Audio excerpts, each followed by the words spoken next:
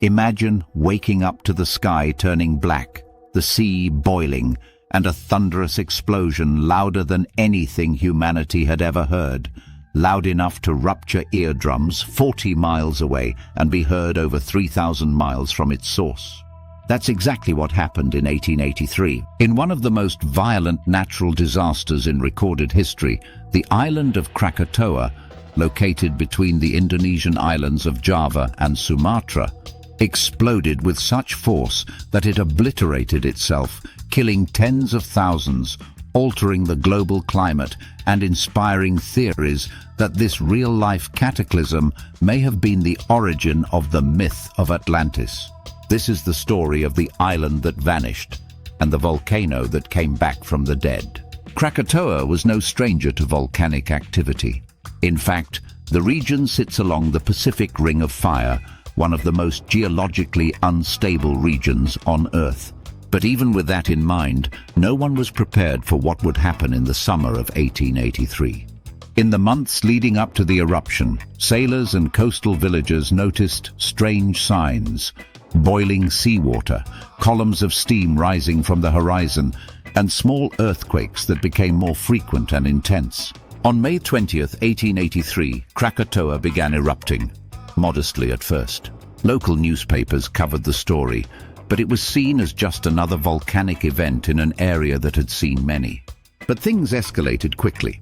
By August, the volcano entered its final phase, and in the early morning of August 27th, Krakatoa erupted with 4 massive explosions. The largest of these was equivalent to 200 megatons of TNT. That's over 13,000 times more powerful than the bomb dropped on Hiroshima. The blast literally shattered the island.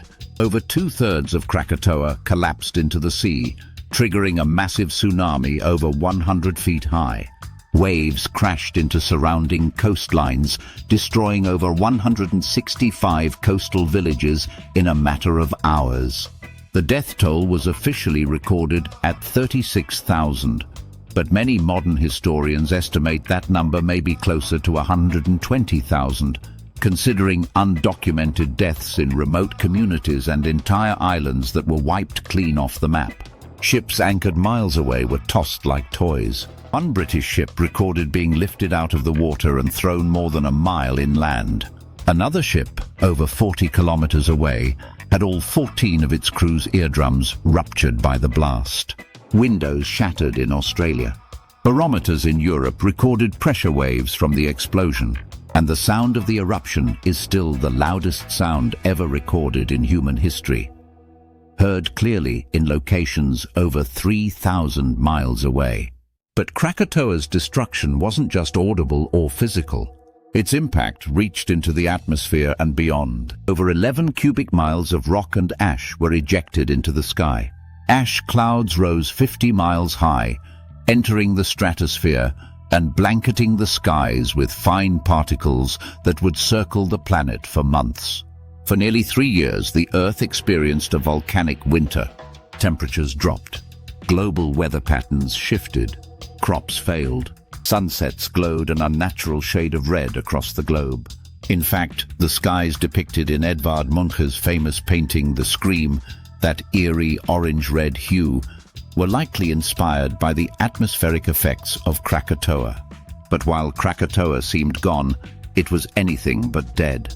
In 1927, a small island began to rise from the sea, at the exact location of the former Krakatoa. Locals called it Anak Krakatau, the child of Krakatoa. Since then, the island has grown year after year, continuously building itself through lava flows and minor eruptions. But it didn't stay quiet. In 2018, Anak Krakatau partially collapsed during an eruption, triggering another tsunami that killed over 430 people along the nearby coastlines. It was a chilling reminder that this volcano, born from the ashes of one of the greatest eruptions in history, is still very much alive and still capable of massive destruction. So how does this tie into Atlantis? The legend of Atlantis, a powerful civilization swallowed by the sea in a single day and night, has fascinated historians, philosophers, and conspiracy theorists for centuries. While most associate it with ancient Greece or the Mediterranean, Krakatoa's story fits eerily well. A thriving island, suddenly and violently destroyed, leaving no trace behind, except in legend.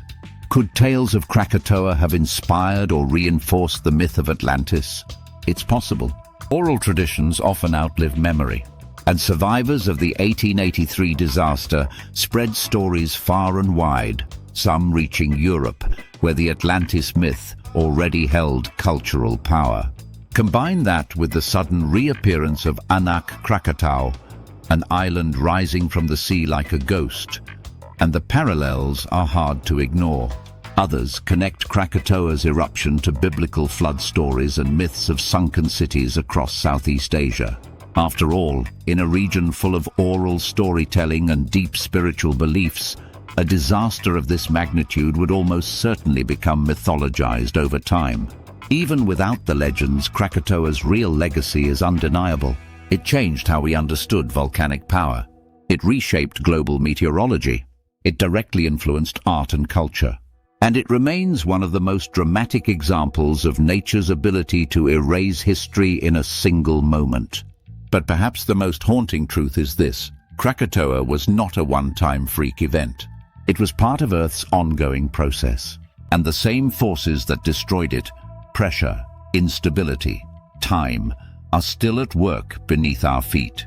So maybe Krakatoa isn't just a cautionary tale. Maybe it's a preview. If this story blew your mind, subscribe for more real history that feels like myth. Drop a comment below. Do you think Krakatoa could be the real Atlantis? Or are there still lost cities out there we've yet to uncover? Either way, this island may be gone, but its echo is still being heard.